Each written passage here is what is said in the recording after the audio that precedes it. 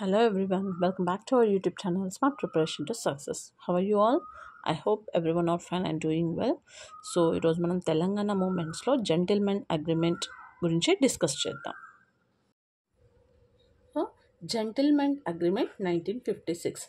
ఈ gentlemen agreement అనేది ఎందుకు వచ్చింది అనేది చెప్తాను. ఫస్ట్ మనకి ఇంతకుముందు క్లాస్లో చెప్పాను కదా, సో ఎమర్జెన్సీ ఆఫ్ ఆంధ్రప్రదేశ్ అని చెప్పి. సో అసలు అది ఎందుకు వచ్చింది, మనకి విశాలాంధ్ర అని చెప్పి స్టార్ట్ చేయడం జరిగింది, దెన్ ఆంధ్ర స్టేట్ ఫామ్ అయింది, దెన్ ఆంధ్రప్రదేశ్ అని.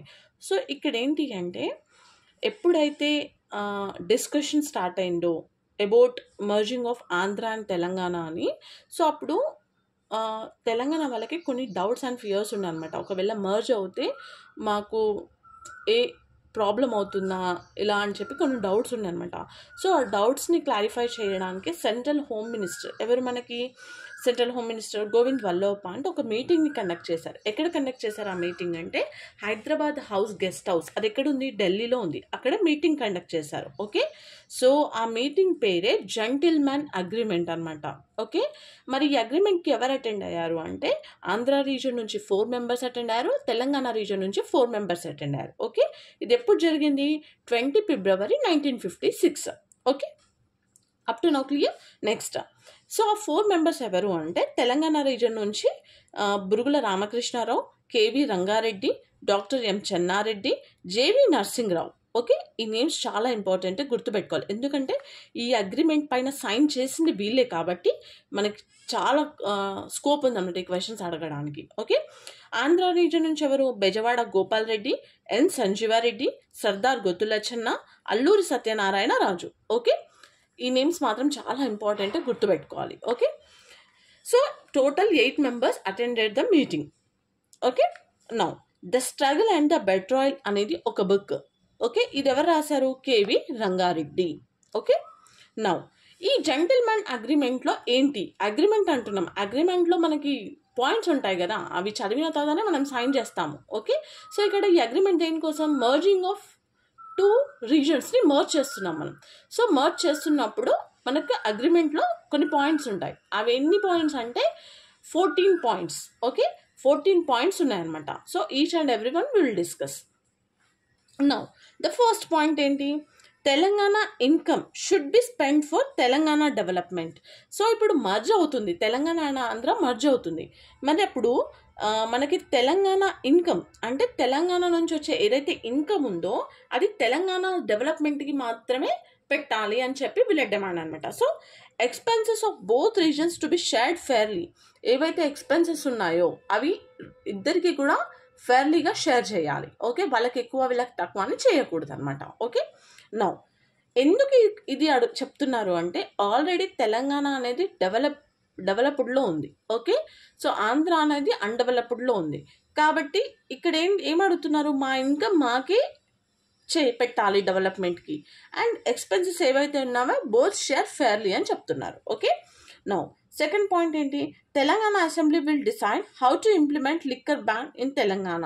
ఓకే, తెలంగాణలో లిక్కర్ బ్యాన్ గురించి తెలంగాణ అసెంబ్లీ విల్ డిసైడ్ అని చెప్తున్నారు. Okay, next, Telangana students must get at least 1/3 of the total admissions in state. స్టేట్లో ఇప్పుడు 2 రీజన్స్ మర్జ్ అవుతున్నప్పుడు 1/3 ఆఫ్ ద టోటల్ అడ్మిషన్స్ కాలేజెస్లో తెలంగాణ స్టూడెంట్స్కే ఉండాలి. Okay, now if jobs are reduced they must be reduced equally from both the regions. ఇప్పుడు jobs reduce చేస్తున్నారు అంటే ఒకరికి ఎక్కువ ఒకరికి తక్కువ అని చూడొద్దు, both the regions equally should be reduced. Okay, now next fifth point ఏంటి, జాబ్స్ ఎట్లా ఇస్తారు మనకి, based on population of both the regions. So ఇప్పుడు 2 రీజన్స్ ఉన్నాయి కాబట్టి 50-50%. ఓకే, సో అలా అనమాట, based on population of both the reasons. అంటే ఇప్పుడు మనకి తెలంగాణలో ఎక్కువ ఉన్నారా పాపులేషన్, ఆంధ్రాలో ఎక్కువ ఉన్నారా పాపులేషన్, దాన్ని బేస్ చేసుకొని మనకి ఎక్కువ పోస్ట్ ఎక్కడ ఉన్నాయి, సో ఎంతమందికి ఇవ్వాలి అనేది డెసిషన్ అనమాట. Okay, now next, Urdu offices and courts for 5 years అనమాట. అంటే ఏంటిది, language Urdu should be used in offices and courts for 5 years. Next, employees must pass a Telugu test within 2 years of joining. ఏదైనా మనం ఇప్పుడు జాబ్లో జాయిన్ అయిన తర్వాత తెలుగు టెస్ట్ అనేది పాస్ అవ్వడం ఉంటుంది. అది with in 2 years of joining. మనం జాయిన్ అయిన తర్వాత 2 years లోపు తెలుగు టెస్ట్ అనేది పాస్ అవ్వాలి. సో ఇక్కడ లోకల్ స్టేటస్ 12 years మీన్స్ ఎవరైతే 12 years కంటిన్యూస్గా ఉన్నారో రెసిడెన్స్ ఫర్ 12 years వాళ్ళకి తెలంగాణ రీజన్లో జాబ్స్కి సెలెక్టెడ్ అనమాట. ఓకే, ఎవరైతే 12 years కంటిన్యూస్గా ఉన్నారో వాళ్ళు. Okay, next land cells. ఈ ల్యాండ్ సెల్స్ అనేది controlled by some specific council. ఆ స్పెసిఫిక్ కౌన్సిల్ ఏంటి అంటే రీజనల్ కౌన్సిల్ డిసైడ్ చేస్తుంది అనమాట. సో రీజనల్ కౌన్సిల్ ఏంటి? తెలంగాణస్ డెవలప్మెంట్, ఓవరాల్గా తెలంగాణస్ డెవలప్మెంట్ని ఎలా చేయాలి అని చెప్పేది ఎవరు డిసైడ్ చేస్తారు? Regional council. ఓకే, సో ఈ రీజనల్ కౌన్సిల్లో ఎంతమంది ఉంటారు? 20 members ఉంటారు. So 9 members from Telangana districts అనమాట, elected by Telangana MLAs elect చేస్తారు వాళ్ళని.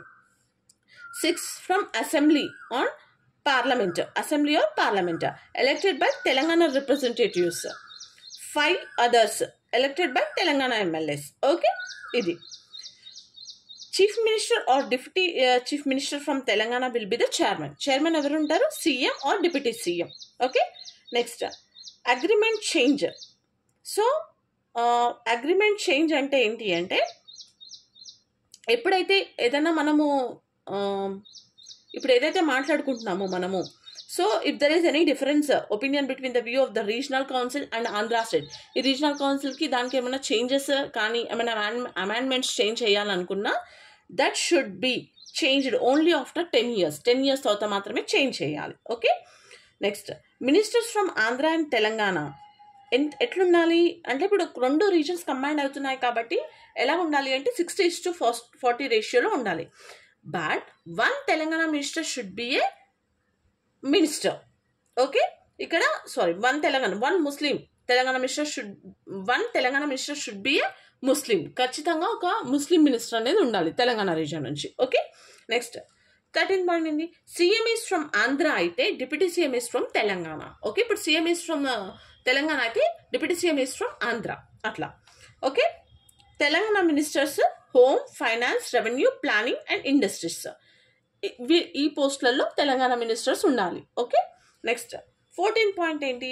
Separate Congress committee for Telangana. Separate Congress committee అనేది కంటిన్యూ అవ్వాలి తెలంగాణకి టిల్ 1962. ఓకే, మనకి అగ్రిమెంట్ చేసుకుంది 56. సో 1962 వరకు ఈ సపరేట్ ఏదైతే కమిటీ ఉందో కాంగ్రెస్ కమిటీ అనేది కంటిన్యూ చేయాలి అని చెప్పి demand.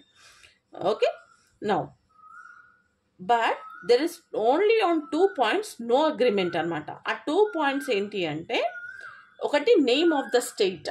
Okay, Andhra and Telangana కావాలని ఒకరు, ఆంధ్రప్రదేశ్ కావాలి అని ఒకరు, అది ఆంధ్రప్రదేశ్ అని యాక్సెప్టెడ్ అనమాట. ఓకే, హైకోర్టు గుంటూరులో ఉండాలని ఒకరు, ఇంకొకటి హైదరాబాద్లో ఉండాలని. సో ఈ వీటిపైన నో అగ్రిమెంట్. ఈ 2 points పైన మాత్రం there is no agreement. Agreement పైన ఎలాంటి నోట్ లేదనమాట ఈ 2 points పైన. Okay, so this is about gentlemen agreement 1956.